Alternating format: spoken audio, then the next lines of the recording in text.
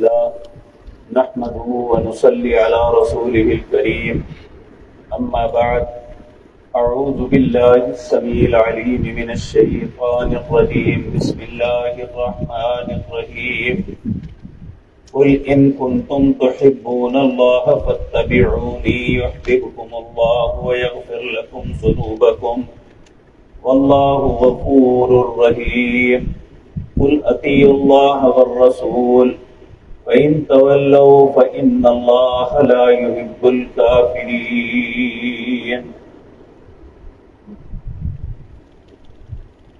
حضرات محترم،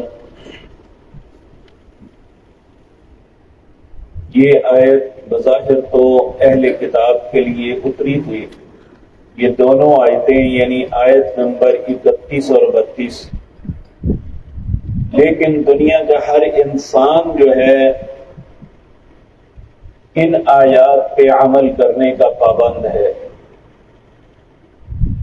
کیونکہ دنیا کے کسی بھی مذہب کا انسان ہے وہ اس بات کا دعوے دار ہے کہ وہ اللہ سے محبت کرتا ہے، کیونکہ اس وقت مخاطب نجران کے عیسائی تھے یا مدینے کے ارد گرد رہنے والے یہود تھے۔ تو اللہ نے اپنے حبیب کریم جناب محمد رسول اللہ صلی اللہ علیہ وسلم کو فرمایا، قل، اے میرے پاک پیغمبر آپ انہیں فرما دیجئے، ان کنتم تحبون اللہ،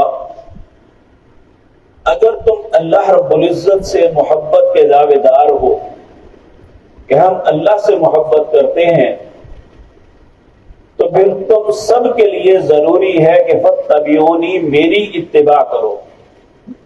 میری سے مراد جناب محمد الرسول اللہ صلی اللہ علیہ وسلم، کیونکہ وہ اللہ کی محبت کے تو دعوے دار تھے لیکن رسول اللہ صلی اللہ علیہ وسلم کی رسالت کو تسلیم ہی نہیں کرتے۔ اللہ مالک نے انہیں کہا کہ میری محبت تب قابل قبول ہے جب میرے رسول کی اتباع کرو گے، فاتبعونی۔ یہ اس وقت ان کے لیے بھی یہی قانون تھا اور آج ہم مسلمانوں کے لیے بھی یہی قانون ہے۔ اگر ہم اللہ رب العزت کی محبت کے دعوے دار ہیں تو ہم میں سے ہر شخص کے لیے ضروری ہے کہ فاتبعونی، رسول اللہ کی اتباع کریں۔ اگر ایسا کریں گے تو اللہ نے فرمایا یحببکم اللہ، پھر اللہ بھی تم سے محبت کرے گا، کیونکہ اللہ کے آخری پیغمبر، سارے انبیاء اور رسل ایک طرف، اللہ نے آپ کو سارے انبیاء 1,24,000 انبیاء میں سب سے زیادہ فضیلت دی ہے۔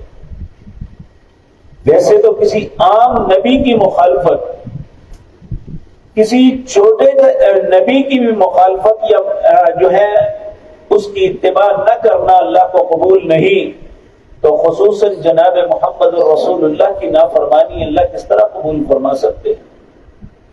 بلکہ اللہ رب العزت نے قرآن کریم کے اندر واضح طور پہ یہ فرمایا، فَلْيَحْذَرِ الَّذِينَ يُخَالِفُونَ عَنْ أَمْرِهِ أَن تُصِيبَهُمْ فِتْنَةٌ أَوْ يُصِيبَهُمْ عَذَابٌ أَلِيمٌ۔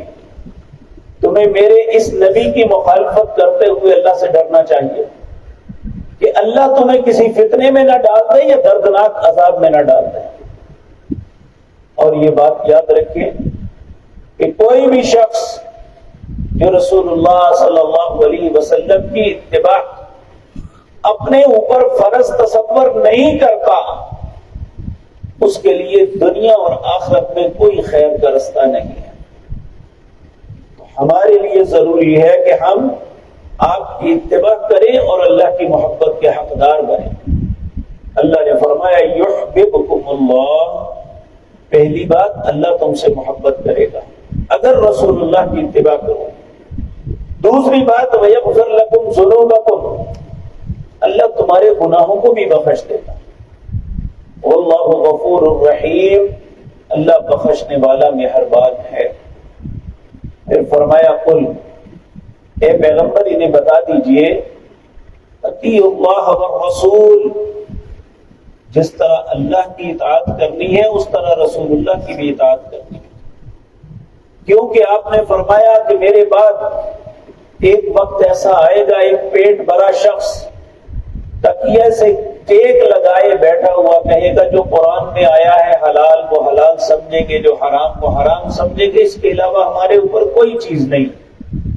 جبکہ رسول اللہ نے فرمایا اللہ نے اس کے ساتھ مجھے ایک اور چیز بھی دی ہے، وہ کیا ہے؟ ثم ان علینا بیانا، اس قرآن میں حکم ہے، رسول اللہ صلی اللہ علیہ وسلم ان کی تفصیل لوگوں کو بتاتے ہیں، اور جس طرح قرآن میں کسی چیز کو حرام کیا ہے وہ ہمارے لیے حرام ہے، اسی طرح جس چیز کو رسول اللہ نے کہا یہ حرام ہے وہ بھی اللہ کے حکم کے مطابق ہم پہ حرام ہے، کیونکہ یہ بھی اللہ نے قرآن میں حکم دیا ہے وَمَا آتَاكُمُ الرَّسُولُ فَخُذُوهُ وَمَا نَهَاكُمْ عَنْهُ فَانْتَهُوا وَاتَّقُوا اللَّهَ إِنَّ اللَّهَ شَدِيدُ الْعِقَابِ، جو اللہ کے نبی تمہیں دیتے ہیں وہ لے لو، جس بات سے روکتے ہیں رک جاؤ، اللہ سے ڈرو کیونکہ اللہ کا انتقام بڑا سخت ہے۔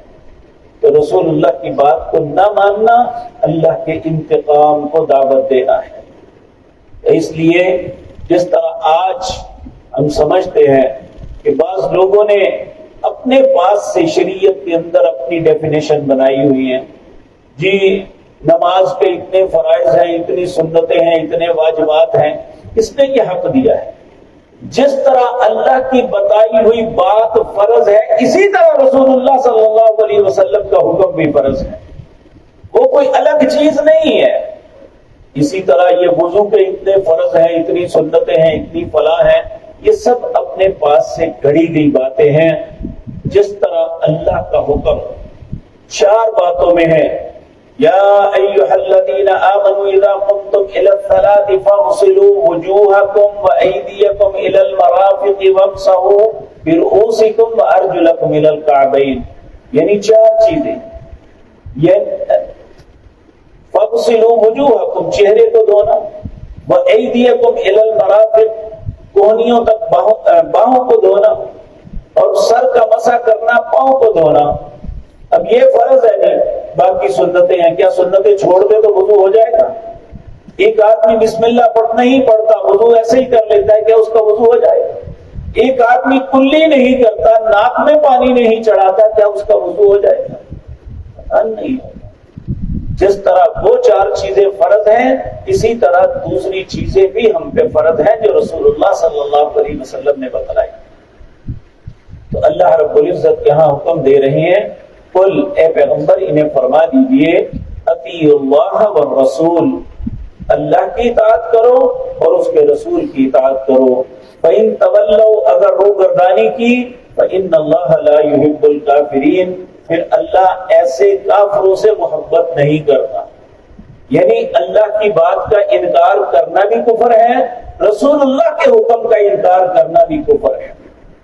آج بدقسمتی سے دین کے نام پہ جو مختلف فرقے بنے ہوئے ہیں، رسول اللہ کے احکامات اور اس کی سنتوں کا مذاق اڑاتے ہیں کہ فلاں کام رسول اللہ نے، یہ مکھیاں مارتے ہیں، رفع الیدین رسول اللہ کی سنت ہے، ہم اس لیے کرتے ہیں کہ رسول اللہ نے حکم دیا، رسول اللہ نے کر کے دکھایا، لیکن اسے مکھیاں مارنا کیا؟ رسول اللہ صلی اللہ علیہ وسلم نے حکم دیا، اذا قال الامام غیر المغضوب علیہم ولا الضالین فقولوا آمین، جب امام ولا الضالین کہے تم آمین کہو۔ پھر آپ نے تحقیق جو ہے اس بات پہ زور دیتے ہوئے کہا مد بہا صوت، لمبی کر کے کہا تھا۔ صحابہ کہتے ہیں جب آپ کا حکم ہوا تو ہم آمین کہتے، مسجد نبوی گونج جاتی۔ آپ اسے بھی کہتے ہیں اس طرح بولتے ہیں جس طرح جانور بولتے ہیں، کیا رسول اللہ نے جانوروں کی طرح بولنے کا حکم دیا؟ لا الہ الا انت سبحانک انا کنا من الظالمین۔